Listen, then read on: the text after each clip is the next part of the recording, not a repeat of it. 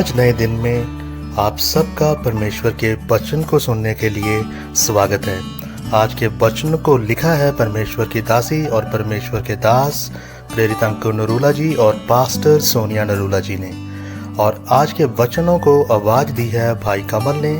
आज के वचन पर अब हम मनन करेंगे और आज के परमेश्वर के वचन से सीखेंगे कि परमेश्वर का वचन आज हमसे क्या बात करता है। God bless you.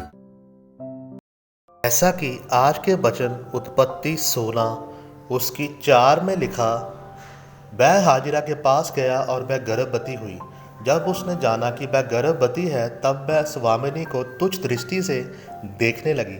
मेरे प्रिय, आज जो चीज़ आपको चाहिए वो चंगाई, पैसा, ज़मीन या बरकत नहीं बल्कि दर्शन है। और उसकी आशीष आपके दर्शन और उसकी सीमाओं पर निर्भर करती है, ना कि परमेश्वर पर। सारा ने अपने पति अब्राहम से कहा कि मेरी दासी हाजिरा के पास जा और मेरे लिए एक संतान उत्पन्न कर। जब हाजिरा का बच्चा पैदा हुआ तो वह अपनी मालकिन सारा को तुच्छ समझने लगी।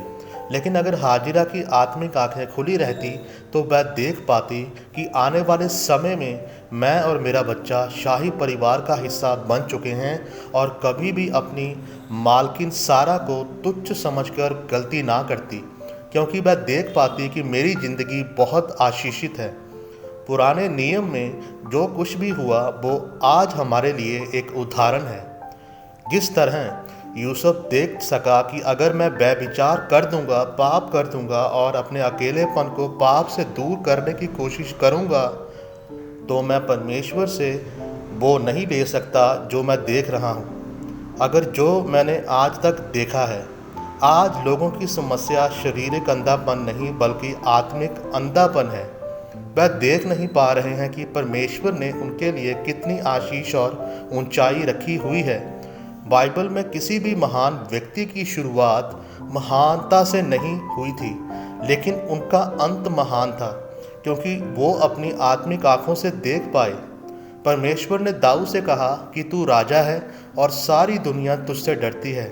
66 लड़ाइयों को लड़ने के बाद भी तेरा देश महान और समृद्ध है।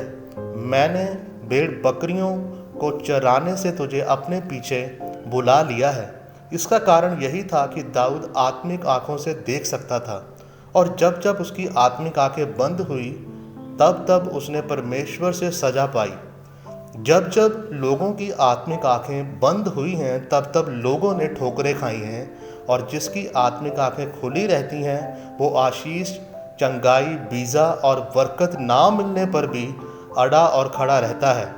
मेरे प्रियो, जो आप देख सकते हैं वह आप परमेश्वर से ले भी सकते हैं। चाहे सेवा हो, चाहे विश्वासी जीवन हो, अड़ा और खड़ा वही रह सकता है जो अपनी आत्मिक आंखों से देख सकता है।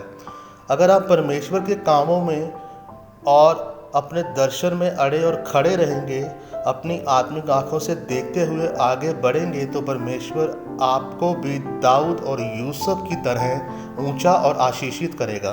आमीन। आइए अब हम आज की घोषणा को करेंगे। सर्वशक्तिमान परमेश्वर यीशु के नाम में मैं घोषणा करता हूं कि इस वचन को पढ़ने वाले लोगों की आत्मिक आंखें खुल जाएं, ताकि यह आपकी सामर्थ और आशीषों को देख पाएं और आपकी योजना में चल जाएं। प्रभु यीशु मसीह के नाम में हम सब मांगते हैं, आमीन।